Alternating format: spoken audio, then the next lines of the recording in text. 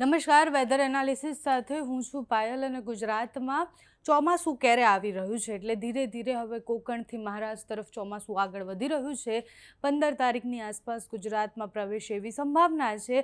આમ તો 10 તારીખની આસપાસ એ મહારાષ્ટ્રમાં પ્રવેશી જવું જોઈતું હતું, પણ હવે 15ની જે આગાહી છે એક બે દિવસ લાંબી પણ થઈ શકે છે એટલે ચોમાસું જે છે એ એક બે દિવસ મોડું બેસી શકે છે। પણ એ 30 તારીખની આસપાસ એ ઉત્તર ગુજરાતને કવર કરી લે તો પછી કંઈ વાંધો આવી શકે એમ નથી। અત્યારે સેટેલાઇટ મેપના માધ્યમથી જે હવામાન વિભાગ આપે છે એના માધ્યમથી જોઈએ તો તમે જુઓ કે અહીંયા એક સિસ્ટમ મજબૂત છે કે જે ક્રિએટ થયેલી છે, એટલે સર્ક્યુલેશન સિસ્ટમ છે, વાદળો ઘેરાયેલા છે કેરળ અને કર્ણાટકમાં, સાથે જ કોકણના પ્રદેશોમાં અને મહારાષ્ટ્રના અમુક વિસ્તારોમાં ભારે વરસાદની આગાહી છે। ઘણી બધી જગ્યાએ વાવાઝોડાની આશંકા પણ છે, એટલે અનેક રાજ્ય એવા છે કે જે અત્યારે વાવાઝોડામાં આવી શકે એમ છે। એટલે કે તમે જુઓ કે અહીંયા વાદળો ઘેરાયેલા છે, અહીંયા વાદળો ઘેરાયેલા છે, અરબી સમુદ્ર, બંગાળની ખાડી, બધી જ જગ્યાએ અલગ અલગ સિસ્ટમો બનેલી છે જેના કારણે વાવાઝોડું આ રાજ્યોને અસર કરે એવી સંભાવનાઓ છે। પણ અત્યારે આપણે મહારાષ્ટ્ર અને ગુજરાતની વાત કરીએ, મહારાષ્ટ્રના જે નીચેના પ્રદેશો છે ત્યાં બધી જ જગ્યાએ તમે જુઓ કે ત્યાં વાદળો ઘેરાયેલા છે એટલે ત્યાં વરસાદની સંભાવના છે। ધીરે ધીરે ચોમાસું ઉપરની તરફ આવશે એટલે મહારાષ્ટ્રને કવર કરી અને ગુજરાત તરફ આવે એ તારીખો કઈ રહેવાની છે, એ મહારાષ્ટ્રમાં ચોમાસું એકદમ આવી જાય અને મહારાષ્ટ્રને કવર કરે એના પછી આપણને ખબર પડે કે એ ગુજરાતમાં એક્ઝેક્ટલી કઈ તારીખની આસપાસ આવે। પણ અત્યારે તો તમે જુઓ કે આ સિસ્ટમ જે છે એ સિસ્ટમ ચોમાસાને વધુ ધક્કો મારે એવી સંભાવના છે। અલગ અલગ જે સિસ્ટમો બનતી હોય છે ચોમાસાને ધીરે ધીરે ધક્કો મારીને આગળ વધારતા હોય છે। વિંડીના માધ્યમથી પણ આપણે જોઈએ ગુજરાતમાં છેલ્લા 2 દિવસથી ગઈકાલે અને આજે વાતાવરણમાં પલટો આવેલો દેખાય છે। વાદળછાયું વાતાવરણ દેખાતું હશે, કાળા વાદળો ઘેરાય છે પણ વરસાદ નથી પડતો, પડે છે તો અમુક છૂટાછવાયા વિસ્તારોમાં પડે છે, એ દક્ષિણ ગુજરાતના વિસ્તારોમાં, એના સિવાય ક્યાંય વરસાદ નથી પડી રહ્યો। આગામી 14-15 તારીખની આસપાસ ગુજરાતના મધ્ય અને દક્ષિણના ભાગમાં વધુ વરસાદ પડે તેવી સંભાવના છે। અત્યારે વલસાડ, નવસારી, ચીખલી આ બધા જ વિસ્તારો એવા છે કે જ્યાં વરસાદ પડી શકે છે।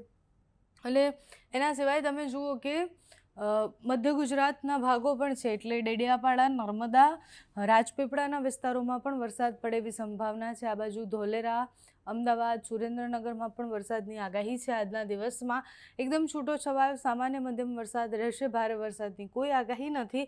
13 તારીખે પણ એ સ્થિતિ રહે એવી સંભાવના છે, એટલે મધ્ય અને દક્ષિણના ભાગોમાં છૂટો છવાયો સામાન્ય મધ્યમ વરસાદ પડી શકે છે, એના સિવાય ક્યાંય વરસાદની સંભાવના નથી। અમદાવાદમાં 13 તારીખે વરસાદ પડે તેવી આગાહી છે, એટલે મધ્ય અને સૌરાષ્ટ્રના ભાગો અને સાથે દક્ષિણ ગુજરાતમાં છૂટો છવાયો વરસાદ પડે તેવી સંભાવનાઓ દેખાઈ રહી છે। આપણે જે અલગ અલગ સિસ્ટમની વાત કરતા હતા એ તમે જુઓ કે કેરળના દરિયાકાંઠાના વિસ્તારોમાં એ સિસ્ટમની અસરો દેખાઈ રહી છે। દરિયાકાંઠાથી આખો ટ્રફ ખેંચાઈને જઈ રહ્યો છે, મુંબઈ સુધી એની અસર દેખાઈ રહી છે, એટલે એ દરિયાકાંઠાના વિસ્તારમાં એ ટ્રફ જે છે એની અસર છે।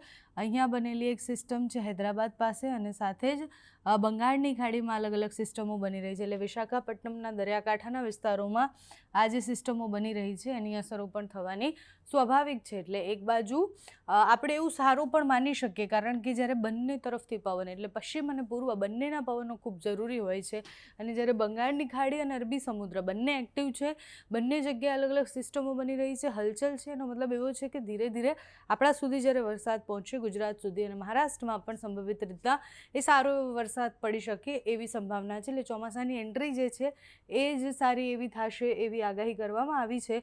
16 તારીખની આસપાસ તો તમે જુઓ કે દરિયાકાંઠાના વિસ્તાર અને દક્ષિણ ગુજરાતમાં વરસાદની આગાહી છે, એટલે ગુજરાતમાં ચોમાસું ઓફિશિયલી 16-17 તારીખની આસપાસ પહોંચે, કાં તો પછી એકાદ બે દિવસ વધુ પણ લેટ થાય એવી આગાહી છે।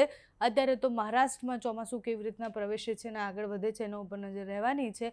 15-16 તારીખની આસપાસ જો તમે નાગપુરમાં એની આસપાસ સિસ્ટમો બની રહી છે, એટલે એની પણ અસરો થશે, એટલે એ મજબૂત ચોમાસું લઈને આવે એવી આગાહી છે। એટલે ગુજરાતમાં ચોમાસું નબળું નથી રહેવાનું, ચોમાસું એક બે દિવસ મોડું પડે એવી સંભાવના છે, અને એ પણ મોડું ના ગણી શકાય કારણ કે વધારે ભાગને કવર કરીને આવે એવી આગાહી છે। એટલે દરિયાકાંઠાના વિસ્તારો જે સૌરાષ્ટ્રના છે, દક્ષિણ ગુજરાતને પહેલો જે વરસાદ છે એ કવર કરી લે એવી આગાહી છે। ચોમાસું હવે એકદમ નજીક હોય એવી સંભાવનાઓ દેખાઈ રહી છે।